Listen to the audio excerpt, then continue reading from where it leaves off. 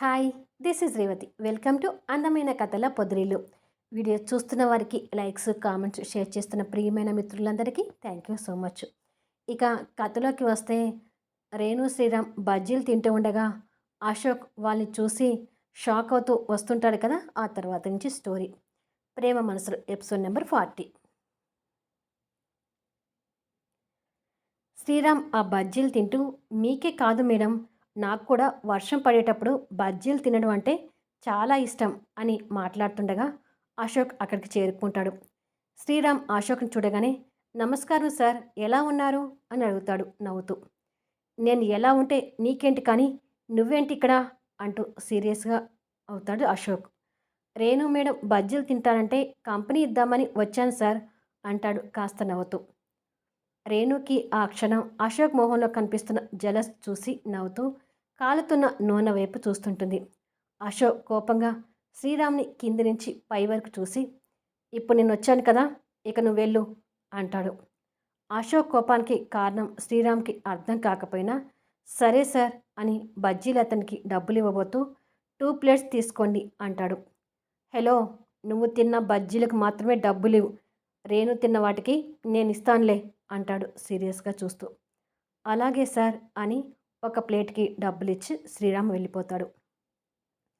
రేణు నవ్వుతూ కాలుతున్న ఆ నూనె వైపే చూస్తుంటుంది. నువ్వేంటి అటువైపు చూస్తున్నావు అని అడుగుతాడు అంతే సీరియస్గా.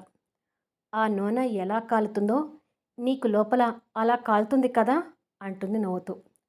అది నిజమే కాబట్టి తమాయించుకొని, అసలు రోడ్డు మీద ఫుడ్ తినకూడదని నీకెన్నిసార్లు చెప్పాను అని అడుగుతాడు. ఈ కోపం అంతా నేను రోడ్డు మీద ఫుడ్ తింటున్నందుకా, లేక శ్రీరామ్తో కలిసి తింటున్నందుకా అని అడుగుతుంది సైడ్ లుక్ ఇస్తూ. అశోక్ బజ్జీలు అతనికి డబ్బులు ఇచ్చి రేణు చేపట్టుకొని కారు దగ్గరికి లాక్కొచ్చి కార్ డోర్ తీసి కూర్చో అంటాడు అదే కోపంతో. రేణు అశోక్ మొహం చూస్తూ కారులో కూర్చుంటుంది. అశోక్ కూడా డ్రైవింగ్ సీట్లోకి వచ్చి కూర్చొని, నువ్వు బయటికి వెళ్ళి ఏం తినాలన్నా నాకు ఫోన్ చేయి, నేను వచ్చి తీసుకెళ్తాను, అంతేకాని ఆ గొట్టం గడత వెళ్ళకు అంటాడు కోపంగా. పోరా, నువ్వు నా మీద కోపంగా ఉన్నావు, నన్ను అనుమానిస్తున్నావు కాదు అంటుంది బుంగమూతి పెట్టుకుంటూ. అబ్బా, ఇది అనుమానం కాదే, కొంచెం భయం, కొంచెం బాధ. కాదు కాదు, ఎక్కువ భయం, అంతకన్నా ఎక్కువ బాధ అని తడబడుతూ చెప్పి, అబ్బా ఎలా చెప్పాలో అర్థం కావట్లేదు, కానీ నిన్ను వాడి పక్కన మాత్రం చూడలేకపోతున్నాను అంతే అంటాడు. రేణు బాధగా అశోక్ చేని తన చేతిలో తీసుకొని, నీ బాధ నాకు అర్థమవుతుంది అశోక్. మన అనుకున్న మనిషి మరొకరికి దగ్గరవుతారని తలుచుకుంటేనే ఆ బాధ, భయం ఎలా ఉంటుందో నాకు తెలుసు. కానీ నువ్వు నా గురించి అంతగా భయపడాల్సిన పని లేదు, నేను నీ దాన్ని అంటుంది అశోక్ భుజం మీదకి బాధగా వాలిపోయి.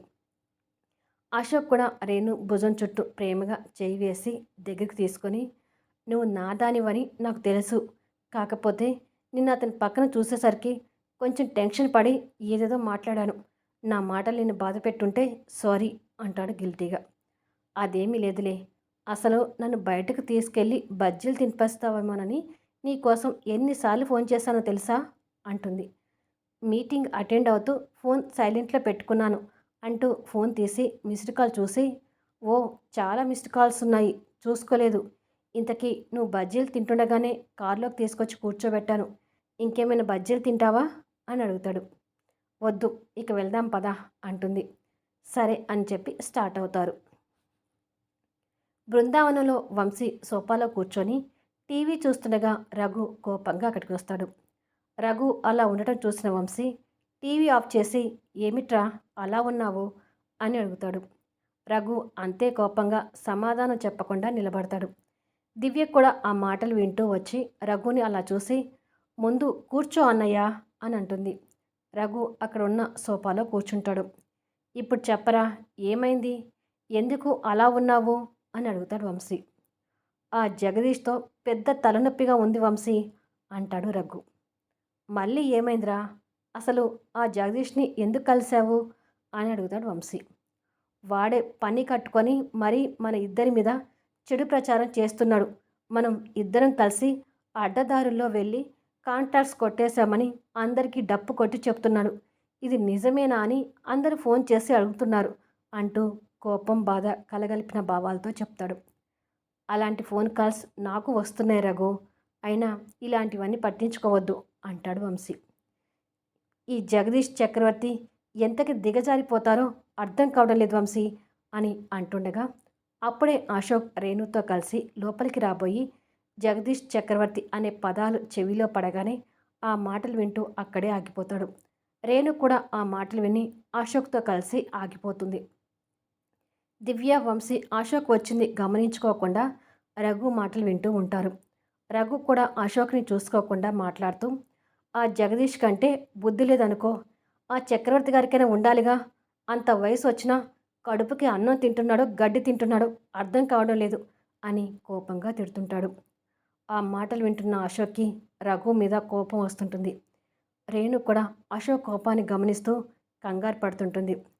అసలు ఆ మామాలుడు మనుషులేనా? ఎప్పుడు మన మీద పడి ఏడుస్తారెందుకు? నువ్వు ఇన్నాళ్ళు ఓపికతో భరించావేమో కానీ నేను భరించలేను వంశీ. నా బిజినెస్ జోలికి వస్తే ఆ ఇద్దరి ఈడియట్స్ని వదిలిపెట్టను అంటూ వాళ్ళ మీద కోపంతో ఉన్న రఘు ఆవేశంలో మాట్లాడుతుంటాడు. రఘు మాటలకు అశోక్ ఇంకా కోపానికి గురవుతుంటాడు.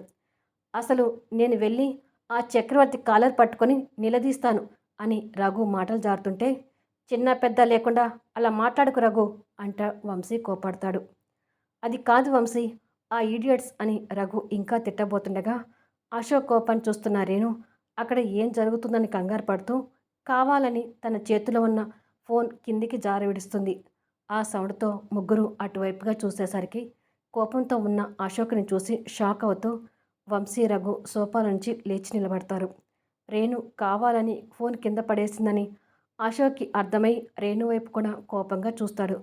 ఆ క్షణం అశోక్ని ఫేస్ చేయలేక రేణు తలదించుకుంటుంది. అశోక్ లోపలికి వెళ్ళి అంతే కోపంతో రఘు వైపు చూస్తూ, నిన్న కాక మొన్న బిజినెస్ పెట్టావు, అప్పుడే మా నాన్నగారి కాలర్ పట్టుకొని అడిగే రేంజ్కి వచ్చావా అని అడుగుతాడు. రఘు అశోక్ మీదున్న గౌరవంతో ఏమీ మాట్లాడలేక తలదించుకుంటాడు. వంశీ, దివ్య, రేణు వాళ్ళ వైపు కంగారుగా చూస్తుంటారు. అశోక్ ఇంకా కోపంగా చూస్తూ, కొత్తగా బిజినెస్ పెట్టి ఒక కాంటాక్ట్ వచ్చిందో లేదో అప్పుడే నీ నోటికి వచ్చినట్టు మాట్లాడుతూ రెచ్చిపోతున్నావేంటి అని అడుగుతాడు. వాళ్ళిద్దరి మధ్య వంశీ కలుగు చేసుకుంటూ, రఘు ఏదో ఆవేశంలో ఉండి అలా మాట్లాడాడు, వదిలేండి ఫ్రెండ్ అంటుండగా, మీరెవరు మాట్లాడకండి అంటూ అశోక్ చేయి అడ్డు పెడతాడు. దివ్య, రేణు విస్తుపోతూ కోపంగా ఉన్న అశోక్ని చూస్తుంటారు. చూడు రఘు, నీకు వాళ్ళ మీద అంత కోపంగా ఉంటే కాలర్ పట్టుకొని అడగటం కాదు, బిజినెస్లో నీ తెలివితేటలు ఏంటో చూపిస్తూ వాళ్ళ మీద నీ రివైన్ తీర్చుకో. అది ఒక బిజినెస్ చేసే మనిషికి ఉండవలసిన లక్షణం. అశోక్ అలా మాట్లాడుతుంటే మిగతా ముగ్గురు రఘు వైపు బాధగా చూస్తుంటారు. చిన్న పెద్ద గౌరవం లేకుండా నీ నోటికొచ్చినట్టు మాట్లాడితే ఈడియట్స్ వాళ్ళు కాదు, నువ్వు ఈడియట్ అవుతావు. ఇకనైనా నోరు అదుపులో పెట్టుకొని మాట్లాడితే మంచిది అని వార్నింగ్ ఇచ్చి మిగతా ముగ్గురు వైపు కూడా కాస్త కోపంగా చూసి బృందావనం నుంచి వెళ్ళిపోతాడు అశోక్. అశోక్ అలా కోపంగా వెళ్ళిపోవడం ఈ ముగ్గురి మనసుకి చివుక్కుమంటుంది. మరి కొద్దిసేపటికి రఘు కూడా అక్కడి నుంచి బాధగా వెళ్ళబోతుంటే, అశోక్ని తప్పుగా అనుకోక రఘు, నువ్వు తన వాళ్ళని అలా మాటలు అనేసరికి భరించలేకపోయాడు అంటాడు వంశీ. అర్థమైంది వంశీ, వాళ్ళు తన వాళ్ళని తెలియకపోతే నాకు సపోర్ట్ చేస్తూ మాట్లాడేవారు. తన అనే స్వార్థం ఏర్పడింది కాబట్టి నాతో ఇలా మాట్లాడారు. సరేలే, మీరు కూడా ఈ విషయం గురించి ఇక మర్చిపోండి అని రఘు బాధపడుతూనే అక్కడి నుంచి వెళ్ళిపోతాడు. ముగ్గురు మూడు దిక్కుల్లో కూర్చొని అశోక్ గురించి ఆలోచిస్తూ మానసిక సంఘర్షణకు లోనవుతుంటారు. దివ్య అశోక్ మాటల్ని గుర్తు చేసుకొని మనసులో ఆలోచించుకుంటూ, రఘు అన్నయ్య అన్నది నిజమే, అశోక్ తన వాళ్ళ దగ్గరికి వచ్చేసరికి మంచి చెడు గురించి కూడా ఆలోచించకుండా స్వార్థంగానే మాట్లాడుతున్నాడు అని స్నేహితుని మీద ఒక నిర్ణయానికి వస్తుంది.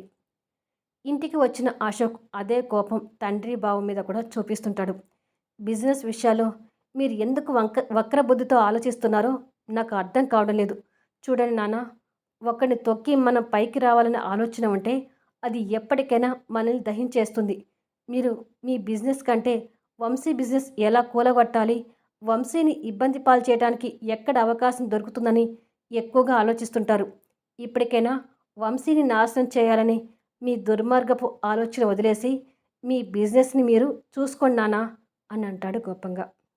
ఆ మాటలకి చక్రవర్తి గారు కూడా కోపం తెచ్చుకుంటూ, చూడు ఆనంద్, నువ్వు ఇంటర్నేషనల్ బిజినెస్ మ్యాన్ కావచ్చు, కానీ నేను నీ దగ్గర బిజినెస్ పాఠాలు నేర్చుకునే చిన్నవాడిని మాత్రం కాదు.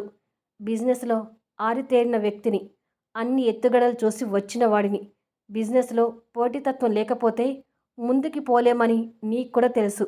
అవకాశం వచ్చిన ప్రతిసారి అవతలి వాడిని అణిచివేయాలని చూస్తాను. అవకాశం రానప్పుడు ఆ అవకాశాన్ని కల్పించుకొని మరీ అవతల వాడితో పోటీ పడతాను. ఇప్పుడు నేను వంశీతో అదే పోటీతత్వంతో ఉన్నాను.